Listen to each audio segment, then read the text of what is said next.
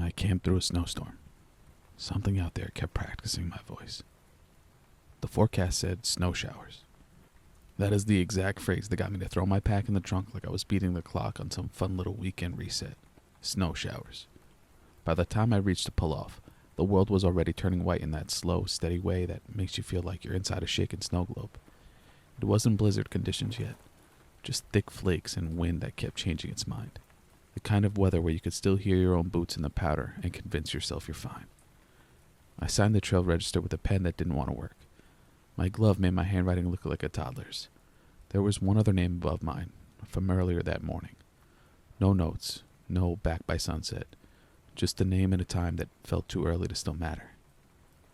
The first half mile in, I started second guessing myself. Not because I was scared, because every tree looked the same. Snow eats landmarks. Trailblazers disappear when they get frosting on them. Tracks turn into soft dents and then nothing. Your world shrinks to whatever your headlamp hits, and mine wasn't even on yet. I kept going anyway, because that's how I am. If I've committed to something, I'll drag it behind me like a bad decision on a leash. I picked the spot the way I always do. Not too close to water, not in a low pocket where cold air settles, not under dead branches. A little rise off the trail with a couple of thick trunks to break the wind. Nothing dramatic, just a place that looked like it would still be there when I woke up. Setting up in snow is never graceful. I stamped out a rectangle with my boots until the powder packed down.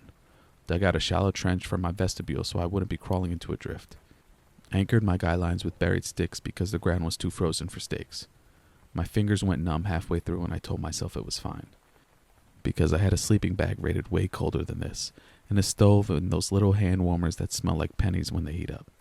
It should have been simple. It should have just been cold. While I worked, the woods kept doing that thing where it goes quiet in patches. Not the normal snow muffle sounds. Quiet. I mean the kind where you realize you haven't heard a bird in a while. No squirrel chatter, no little taps from branches. Just wind and the soft hiss of snow landing on nylon. The first time I noticed it, I actually stopped and listened, like I expected someone to clear their throat behind a tree. Nothing. I finished pitching the tent and went to fetch more deadfall from a small fire. Not to be dramatic, just because fire makes the dark feel less personal. That's when I saw the tracks. They weren't mine. Mine were wide, boot-shaped, predictable. These were longer, like someone had taken a shovel and dragged it toe first. A single line of impressions deep enough to show wet under the powder. Each one spaced too far apart to be walking normally. I followed them without thinking. 10 steps. 20. They went in a straight line between two stands of pines. And then they stopped at a scoured patch where the wind had polished the snow down to hard pack near exposed stone. No clear turn, no tidy return trail, just a lag drag mark fading into a surface that didn't hold the detail the way fresh powder does. I stood there with my glove hand still gripping on a dead branch, staring at the last mark until the storm started filling everything in. The wind picked up and a spray of powder hit my face. That's when I heard something behind me. Not footsteps, more like a slow drag, like someone pulling a heavy bag over crusted snow. I whipped around fast enough to almost lose my balance. All I saw was thinning light between trees and my own breath, and the start of my boot trail back to camp. The dragging sound stopped the second I turned. I did the thing you're not supposed to do. I called out. "Hello?" My voice sounded wrong, like it didn't belong in the woods. No answer. Of course no answer. I told myself it was a branch, a deer, the wind moving a down log, anything that fit into the normal world. Then I noticed something I hadn't noticed the first time. Those long tracks weren't centered the way a person's would be. They weren't two parallel lines like skis either. They were slightly off, like whatever made them had one side of its body heavier than the other, like it leaned. I carried the branch back to camp and tried to shake it off.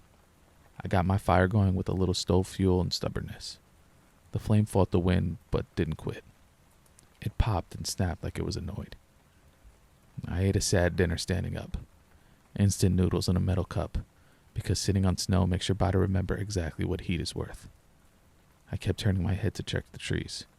Not because I saw anything, but because my brain kept insisting I should. The storm thickened in layers. It wasn't just snow now. It was snow with teeth. Gusts that shoved it sideways. flakes stinging my cheeks. Visibility dropped until the firelight felt like a little island, and everything outside it was just a wall. I crawled into the tent early. Not because I was tired. Because being outside started to feel like being watched through frosted glass. Inside, everything was close and loud. Nylon breathing, zippers clicking, my sleeping pad squeaking every time I shifted. I stripped off wet layers and stuffed them into a bag so they wouldn't freeze into boards. I checked my phone. No service, obviously. The battery already draining faster than it should in the cold. I lay there with my headlamp off, listening. Wind, snow, tent fabric snapping. Then, very faint, the drag again. Not outside the tent. Further out. Somewhere between the tree line and the trail. Drag. Pause. Drag. I held my breath like that mattered. The dragging got closer. Slow. Patient. I sat up and turned my headlamp on. The beam turned the inside of my tent into a bright little fish tank. I stared at the nylon like I could see through it if I stared hard enough. Drag. Pause. Then something touched the outside of the tent. Not a gust, not snow sliding. A pressure, deliberate. Like a palm placed flat against it. The fabric bowed inward and held. I didn't move. I didn't mean I stayed calm. I mean my body went rigid in a way that felt automatic. The pressure slid just a little. Like whatever was out there was feeling along the seam. It stopped near the zipper. I grabbed my knife. I always carry a small fixed blade for camp stuff, cutting cord, shaving kindling. It looked stupid in my hand suddenly, like bringing a pocket knife to an argument with the weather. The fabric at the zipper pulled. Not the zipper itself, the fabric around it, like fingers trying to find purchase. I didn't think. I lunged forward and shoved both my hands against the door, pushing back from the inside, trying to keep whatever it was from getting leverage. For a second there was resistance, real resistance, something solid. Then the pressure vanished. The tent snapped back into place. Silence. I sat there in that awful bright circle of headlamp light, sweating in my base layer, waiting for something else to happen. Nothing happened. That was worse. After a few minutes, I forced myself to breathe normally. I clicked the headlamp to red mode and unzipped the door just enough to look out. Snow blasted in immediately, cold and sharp. I squinted into it. The beam of my light got swallowed fast, just a short comb before it dissolved into white. I couldn't see anything, but I could see the marks. There were fresh impressions right outside my vestibule, partially filling with snow. Not boot prints, not animal tracks. Those long, leaning drags, ending inches from my door. And mixed in with them, very faint, were thinner lines, like something with nails or claws had raked the snow as it moved. The prints didn't lead away. They circled my tent.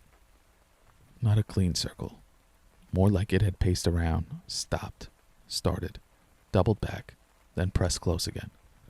I zipped the tent shut so hard the teeth snagged. That's when I heard it.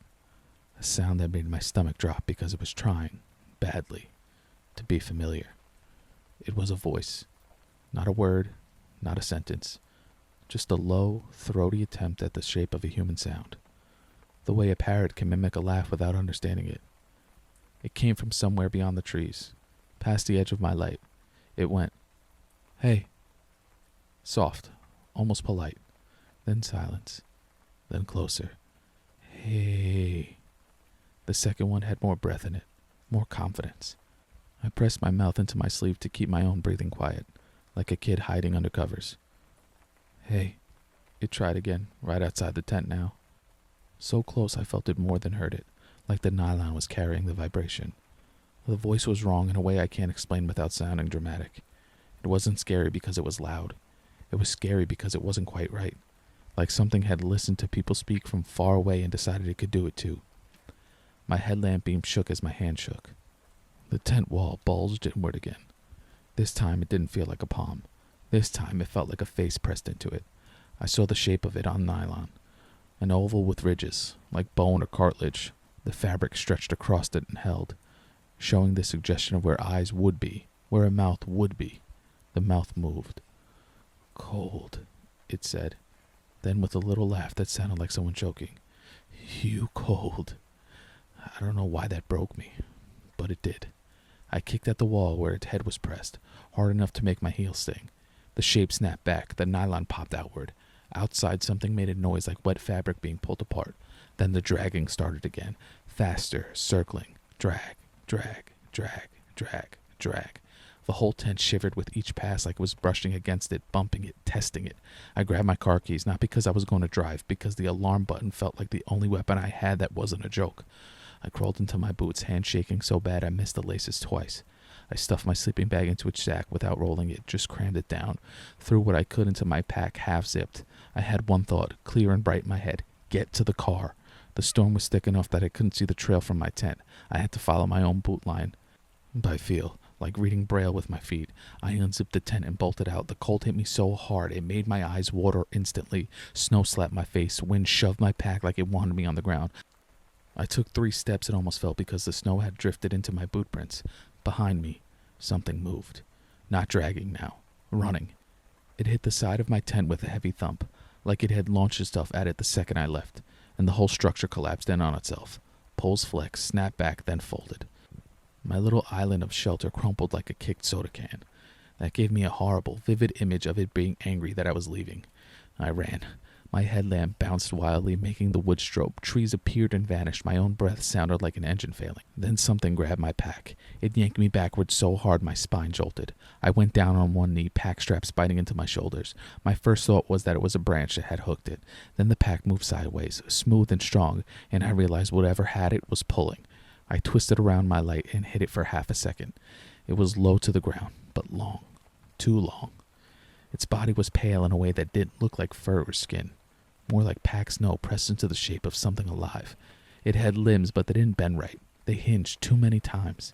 And its head looked like it was wearing a face that didn't fit it, like it had pressed a mask of frozen skin onto bone. The mouth opened and I saw dark inside, wet and wrong. It didn't roar, it didn't snarl, it went softly, like it was still practicing. Hey. Then it jerked again, trying to pull me off the trail. I did the only thing that made sense. I let my pack go. The strap slipped off my shoulders and the thing went with it, tugging it into the white like it weighed nothing. I scrambled up and sprinted. Behind me, the dragging returned for a second as it adjusted.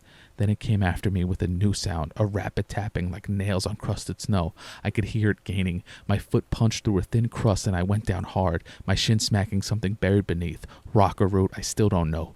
Pain fleshed hot, then went oddly dull. I tried to get up and my leg didn't want to cooperate. I forced it anyway, half running, half limping, tears freezing at the corner of my eyes. My headlamp beam caught the trail register sign ahead like a miracle, a reflective rectangle in the storm. The pull-off was close. I hit the edge of the lot and saw my car as a dark shape under white. I fumbled my keys so badly I dropped them. Had to find them in the snow, fingers clawing, panic making everything clumsy. I got them, jammed the key into the door, yanked it open, nearly fell into the seat. The tapping sound was right behind me now. I slammed the door. The car rocked. Something hit the side hard enough to make the whole frame creak. I locked the doors out of instinct, like a lock meant nothing against whatever that was. The windshield was already frosting, snow plastered against it. I turned the key and the engine coughed once. Then nothing. The battery, cold soaked. The car had decided to join the storm in being useless. Another impact, this time on the hood. I looked up through the windshield and saw a shape on the glass inches away sliding down slowly. Not a face, not fully. Just a pale oval pressing against the windshield from the outside, leaving a smeared patch where the frost melted under it. The mouth moved, muffled through glass. "You cold," it said. Then it made that choking laugh again. My hands were shaking so hard I could barely press the panic button, but I did. The car erupted into noise, horn blaring, lights flashing, a ridiculous desperate alarm in the middle of nowhere. The shape flinched. It peeled off the hood and dropped into the snow with a wrong jointed motion. The head turned toward the sound like it didn't understand it, like it was hearing a new kind of animal. It took a step back, then another. I hit the ignition again and again, begging the engine like it was a person. On the 4th try, it caught. The heater fan whined weakly. The headlights cut through the snow in 2 pale tunnels. I threw the car into reverse without thinking about traction, and the tire spun, then grabbed, then slid. I fishtailed, corrected, and backed onto the road like I was fleeing a burning building. In my rearview mirror, through the chaos of white, I saw it standing at the edge of the lot. Not chasing now, just watching. It lifted one arm slowly like someone waving goodbye. Then it raised its hand to its mouth, pressed fingers against it, and moved them like it was shaping sound. "Hey," it said one last time. and it sounded closer to normal than it should have. I drove until I hit pavement that looked plowed and saw lights in the distance. The shaking didn't stop. My shin had swollen under my pants, and when I finally dared to pull over somewhere with a street lamp, I saw blood seeping through the fabric where I'd slammed it on whatever that was under the snow crust. The next afternoon, after I'd gotten my leg looked at, I went to the ranger station and asked about the other name on the trail register. The woman behind the counter went still for a second, then told me the register wasn't for public discussion, and that if I wanted information I could file a report. She didn't meet my eyes when she said it. At urgent care, they did an x-ray and told me nothing was broken, then rinsed the cut and put in a few stitches anyway because the rock had split me open clean through the skin. I keep replaying the way those drag marks circled my tent, stopping at the zipper like it knew what that seam meant. I keep thinking that the way it practiced that one word over and over, like it was trying to get the tone right, and every time I catch myself wanting to write it off as storm panic, I remember the pressure of something solid through the tent wall and the sound it made when it peeled away, wet and wrong. I haven't slept outside since.